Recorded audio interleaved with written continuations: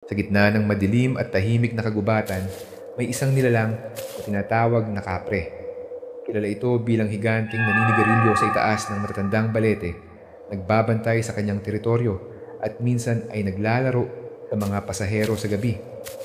Maraming alamat ang nagsasabing ang kapre ay lumitaw noong panahon ng mga ninuno, tagapagbantay ng kagubatan at kalikasan at sagisag ng misteryo ng dilim.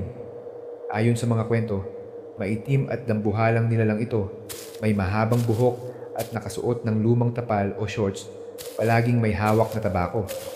Sa iba't ibang rehiyon, may ilang naniniwala na ang kapre ay mapagkalinga, nagtataglay ng karunungan, habang sa iba naman ay mapagbiro o nakakatakot, nagiging sanhi ng pagkawala o pagkaligaw ng mga naglalakad sa gabi.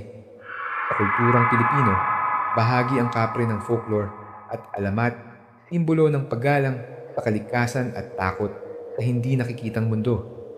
Pinapalakas ng kwentong ito ang ating imahinasyon at paalala na may mga nilalang sa paligid natin na hindi natin nakikita. Ano kaya kung ang mga alamat ay hango sa totoong karanasan ng ating mga ninuno sa kagubatan?